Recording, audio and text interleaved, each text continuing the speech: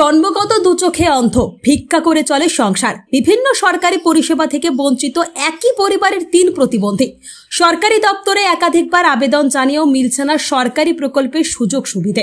এমনকি দিদিকে বল হেল্পলাইন নাম্বারে ফোন করে কোনো কাজ হচ্ছে না। প্রশ্ন, আর কতটা গরিব হলে পাওয়া যাবে সরকারি সুযোগ সুবিধে? সরকারি আধিকারিকদের বক্তব্য, প্রতিবন্ধী ভাতা থেকে শুরু করে আরো অন্যান্য সরকারি প্রকল্পের ব্যবস্থা করে দেওয়া হবে। রতুয়া 1 নম্বর ব্লকের শামসি গ্রাম পঞ্চায়েতের অন্তর্গত বান্ধাগুড়ি গ্রামের বাসিন্দা এস্তাব আলী। তার 5 ছেলের মধ্যে 3 ছেলে সাদ্দাম হোসেন, জিয়াউল হক ও আনিউল হক জন্মগতভাবে শারীরিক প্রতিবন্ধী। তারা চোখে দেখতে পান না। গ্রামে গ্রামে ভিক্ষা করে চলে তাদের সংসার। বয়স্ক ভাতা, মানবিক ভাতা, এমনকি আবাস যোজনা প্রকল্পের একটি বাড়িও জোটেনি তাদের কপালে। তাদের আক্ষেপ, সরকারি প্রকল্পের সুযোগ সুবিধার জন্য প্রশাসনিক দপ্তরে চক্কর লাগিয়েও কোনো কাজ হচ্ছে না। এমনকি গ্রাম পঞ্চায়েত প্রধান এবং পঞ্চায়েত সদস্য তাদের কথা শোনেন না। আর কতটা গরিব হলে পাওয়া যাবে সরকারি প্রকল্পের সুযোগ সুবিধে? যদিও এই প্রসঙ্গে রতুয়া 1 নম্বর ব্লকের বিডিও রাকেশ টপ্পকে প্রশ্ন করা হলে তিনি বলেন, মানবিক ভাতার জন্য জেলা প্রশাসনকে আলাদা করে চিঠি পাঠাতে হয়, সেটি পাঠিয়ে দেব। আবাস প্রকল্পে নতুন করে নাম শুরু হলে তাদের নাম নথিভুক্ত করে দেওয়া হবে। অভিযোগ, আমরা একই পরিবারের 3 ভাই হ্যান্ডিক্যাপ। আচ্ছা, তো আমি শুধু মানবিকটাই পেয়েছি। আচ্ছা, 1000 টাকা মাসে আমার সংসার চালা হচ্ছে না। অসুখ বিসুখ আর বিভিন্ন রকমের প্রয়োজন আছে। আর আমার দাদারা 2 জন কিছুই পায়নি। একজনের হ্যান্ডিক্যাপ সার্টিফিকেট রয়েছে আর একজনের হ্যান্ডিক্যাপের সার্টিফিকেট হয়নি। আচ্ছা, আমরা চাইছি সরকারের কাছে কি আমার এখন বর্তমানে আমাদের বাড়ির প্রয়োজন। আমি কোথাও ঘুমাই, কোনো ঠাই ঠিকানা নাই। আমার নিজস্ব কোনো বাড়ি নেই, কিংবা আমার দাদার বাড়ি নেই। তো আমরা সরকারের কাছে চাইছি যে যেন আমাদের বাড়িটা দেওয়া হোক। আমরা সত্যিকারই অন্ধ কিনা, যদি প্রয়োজনীয় সরকার সেটা দেখতে চায় সেটাও দেখুক। এটা আপনাদের কাছে আমার বিশেষ অনুরোধ। দিদিকে বলতে আমি কল করেছিলাম 2019 সালে আগস্ট মাসে। আমাকে কল করেছিল 2020 সালে জানুয়ারি মাসে কি তোমার পিএমআইয়ের নাম আছে। আমার পঞ্চায়েতে কাগজপত্র সমস্তটা দেওয়া হয়েছিল। আবার আমার মার্চ মাসে কল করেছিল যে তোমার ডিএম অফিস থেকে কি তোমার পিএমআইয়ের নাম আছে, তুমি কাগজ গিয়ে জমা করো।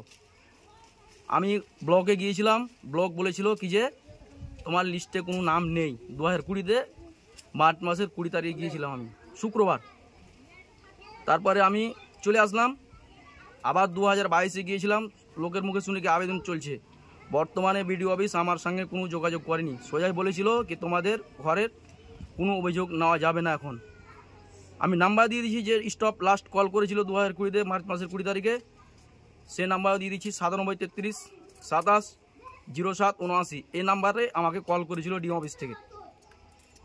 এতটুকু আমার বক্তব্য। কি আমার সেই জিনিসগুলো আমরা পাবো কি পাবো না, কেন আমাদের সরকার অ্যালাউ করছে না, আমরা সুসাইড খাবো না কি খাবো, সেটাই সরকারের কাছে জানতে চাইছি। আপনার নাম? আমার নাম সাদ্দাম হোসেন, বাড়ি বান্ধাকুড়ি।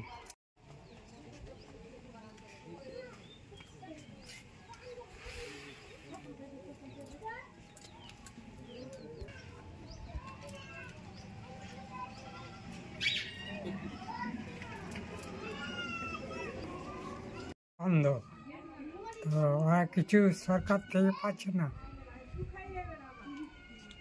ওটা আপনার কাছে 3 জনেই পাইনি। আচ্ছা, আমি ওর বাবা। আচ্ছা, আমি আছি, ও চল, মানে ওরা খেটে খেটে আর সংসার মিল করতে পারছে না। ওরা তো চাইবে না খাই। আচ্ছা, আর অনুদান হয় সরকার থেকে, আর সরকার থেকে করে দেওয়া হয়, ওকে ট্রিটমেন্ট করা হয়। পিঠে কোনে করবে আসেনি পিঠে না, এখন আমার কোনো আপনিও ভাতার আয়ত্তের বাইরে। আপনার নাম? এস্তাব আলী, বাড়ি বান্ধাগুড়ি। ওদের আচ্ছা, গ্রামবাসী 3টা ভাই অন্ধ, বাবা অচল, আর সরকারি অনুদান পাচ্ছে না কিছু। হুম। একটা সাদ্দাম হোসেন পাচ্ছে 1000 টাকা মাসে পাচ্ছে, ওদের সংসার মেন্টেন হচ্ছে না। আর দুটো কিছুই পাচ্ছে না, কিছু পাচ্ছে না। তোর সংসার চাহা চিন্তা করে খাচ্ছে। গ্রামবাসী আমরা यहाँ দেখতে পাচ্ছি, হ্যাঁ ওরা খুব একটা সংসার চালাইছে, ওরা চাহা চিন্তা সংসার চালাইছে। আচ্ছা। তো সরকার কোনো অনুদান পাচ্ছে না, না পায়নি ওরা, কেউ পায়নি। তো সরকারকে একটা আবেদন জানাচ্ছি, অন্ধ লোকগুলাকে কিছু পাইয়া দেওয়া হোক। আচ্ছা। গ্রামবাসী হিসেবে বলছি, একদম অচাল, সব চাই চিন্তা খাই। আচ্ছা। না বাবার ভাতা হয়নি, বাবারও হয়নি, আর ওই অন্ধগুলারও হয়নি। একটা সাবধান হোসেন ওয়ারই হয়েছে, বাকি দুটা অন্ধ হয়নি, আর বাবারও হয়নি ভাতা। একবার মেম্বার বিডিওকে সবকে জানা হয়ে গেছে, অ্যালো করছে না, ওরা অ্যালোই করছে না। আমরা চাচ্ছি সরকার অনুদান চাচ্ছি গ্রামবাসী হিসাবে, মাথা প্লাস তোদের থাকার ঘর টর চাই, আবাস যোজনা। ওরা বাইরে চলে যায়, চায় চিন্তালি সে খাই। আপনার নাম? আমার নাম মানিরুল, এমডি মানিরুল। বাড়ি বান্ধাকুড়ি। বিদ্যা, ব্যবসা, চাকরি, জটক বিচার, বিবাহ, পারিবারিক অশান্তি, সন্তান লাভ, বাস্তু সমস্যা, আরো যে কোনো সমস্যার সমাধানের একমাত্র সেরা ঠিকানা জ্যোতিষী প্রসাদ রায়। আর দেরি না করে আজই চলে আসুন প্রসাদ রায়ের কাছে।